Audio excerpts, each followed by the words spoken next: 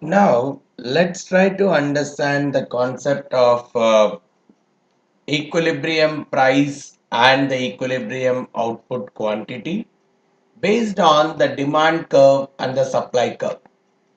See, we already know that traditionally, when I'm plotting a demand curve, it's downward sloping, and any supply curve is generally upward sloping. A very common kind of shapes for the curve. Now, wherever the supply is exactly matching the demand, which means there is no shortage. When I'm talking about supply is exactly matching the demand, there is no shortage, there is no surplus. So that specific price and that specific quantity are called as equilibrium price and equilibrium quantity. In short, wherever the demand and the supply curves intersect, the price at which that intersection happens is called as the equilibrium price, and the quantity at which the intersection happens is what we call as the equilibrium quantity. So any price that is above this, right? Probably this is what I call as the equilibrium price. Now any price above this, at this price if you see, the demand is only for this many units, whereas the supply is for these many units. So at a price which is higher than that, the supply is more than the demand. So when the supply is more than the demand, we say that the situation is a surplus, right? So as the surplus is higher, the seller will not be able to sell, the supplier will not be able to supply all the goods. So obviously the only way he can get rid of the surplus is drop the price, reduce the price. Now once the price is getting reduced, I see that the demand will keep increasing, right? Whatever from here the demand starts moving towards increased quantity, and this is where until the demand matches the supply and until the equilibrium is restored, this situation is going to occur. So the quantity demanded is increasing, quantity supplied will decrease.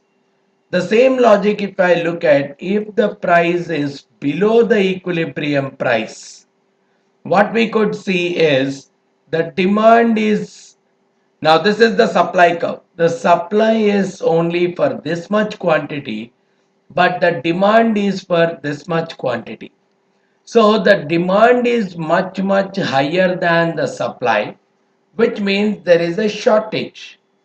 And because the shortage is there to this extent, obviously the customers are willing to pay more to acquire that unit.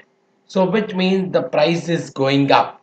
And as the price is going up again, the supply will start increasing, and again the numbers come back to the equilibrium level. So the equilibrium price and quantity, always they do not change. Even for a short term, if something has changed, immediately I see that the position will come back to the equilibrium. So as long as the original demand curve or the original supply curve, these two are not changing, the equilibrium price and the quantity is not going to change. For a short period, if the price has gone up or gone down, again the forces will act on it and bring that price back to the equilibrium level, quantity back to the equilibrium level. But if there is a shift, right? If there is a shift either in the demand curve or in the supply curve, either to the left or to the right, what we see is then there is a new equilibrium that is getting created. Until that time, unless the demand curve or the supply curve shifts, there is no question of change in the equilibrium quantity or the price. So which means now let's see both. Okay, this is the demand curve, this is the supply curve. Let's say the supply curve is shifted to the right. The cost of input costs of production has come down, or the government has given some kind of subsidy to the suppliers. So the supply is increased, which means there is a new supply curve that is coming up, which is shifted to the right. Now, if I look at this earlier, this was the price and this was the quantity. But now you see, now it goes at a reduced price. The price will go down, but the quantity supplied will typically go up if the supply curve is increasing, which means there is a movement along the demand curve. So the demand curve is not changing. There is a movement along the demand curve. The increase in the supply. Similarly, I can work out for a decrease in the supply. So whenever there is an increase in the supply, I see that the equilibrium price is going to come down, but the equilibrium quantity is going to go up, which is resembling a movement along the curve.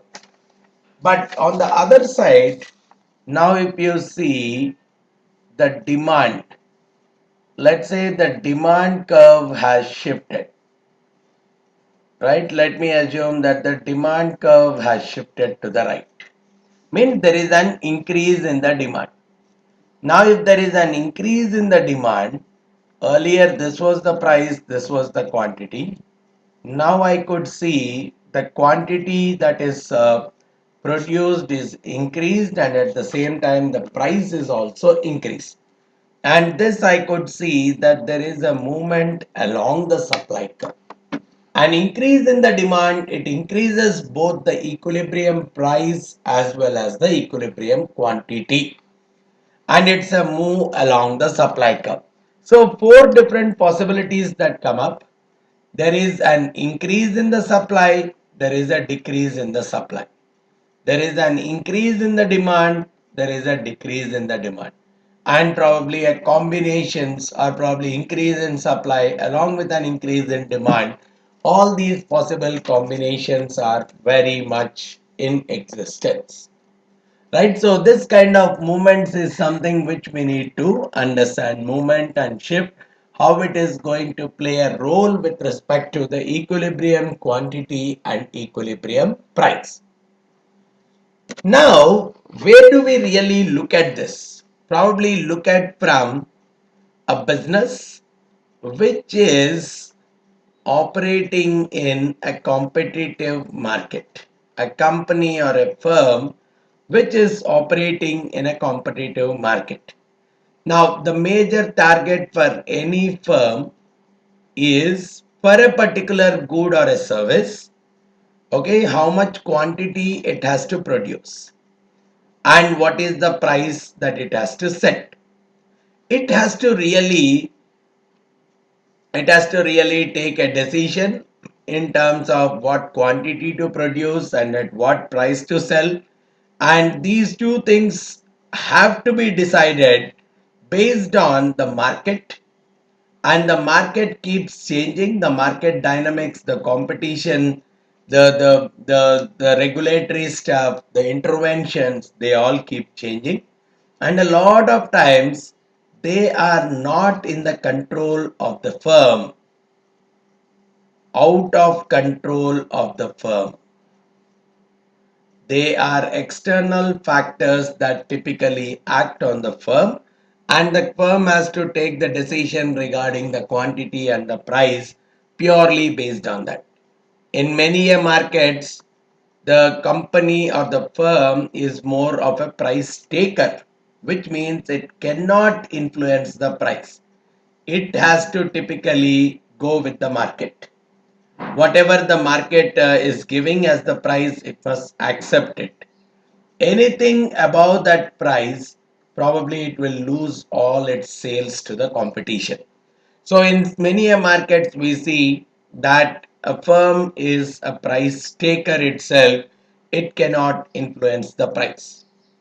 And if I have to look at another dimension of the pricing mechanism, yes, let's say I'm looking at a few markets which are heavily regulated, which are heavily intervened by the market.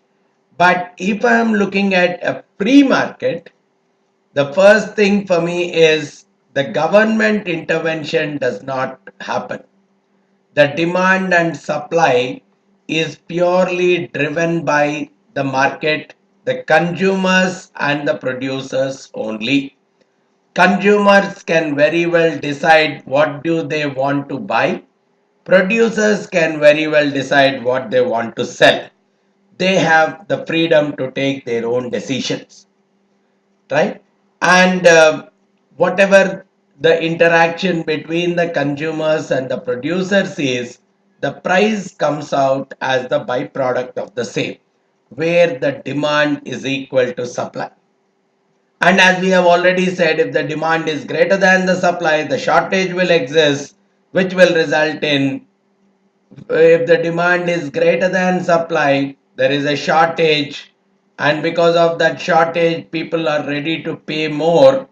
And if people are ready to pay more, obviously the sellers are willing to sell more, and because the price is increasing, some of the customers may stop buying, so the shortage is getting completely eliminated and equilibrium is coming out. So whenever we are using the word equilibrium, it is purely talking about that particular point where the demand curve is intersecting with the supply curve, and there is no chance of the price moving from that or the quantity moving away from that, as long as the demand curve and the supply curve are more or less constant. Only when there is a shift in the demand or the supply curve, we observe that the equilibrium is going to change, otherwise not. So a simple logic, whenever probably if I have to quickly look at, whenever there is a demand which is higher than the supply, means the price is going to go up, and because the price is up, the supply is going to increase. As the price is increasing, the supply has to increase. So if the supply is increasing, the quantity that is getting supplied is traditionally increasing. The same thing you can look at it in the opposite direction.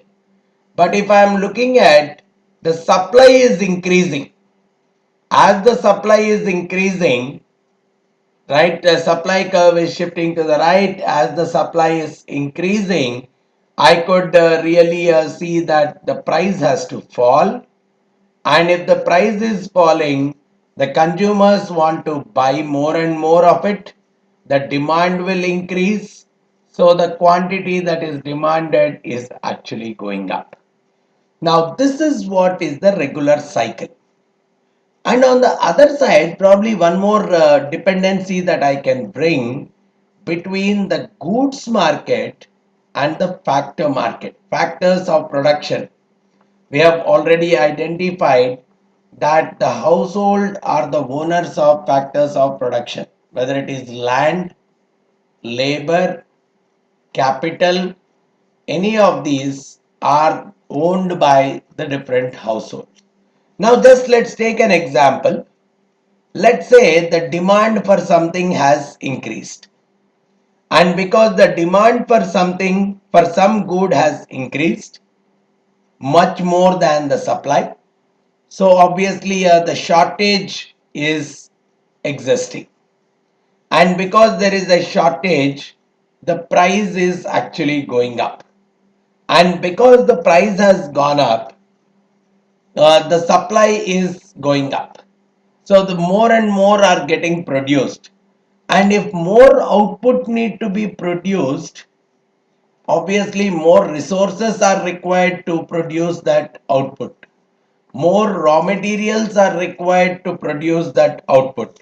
So which means almost all the factors that are required to produce that increased output is increasing, right? So the price that has to be paid towards those factors of production is also increasing. So the salaries of the people are increasing. So this is how the factors market is very much linked up with the goods market, and entirety is related through the concept of the equilibrium itself. So this basic understanding of the equilibrium price, the quantity, the intersection of the demand curve and the supply curve, we really need to understand and appreciate and try to associate it with the various goods and services.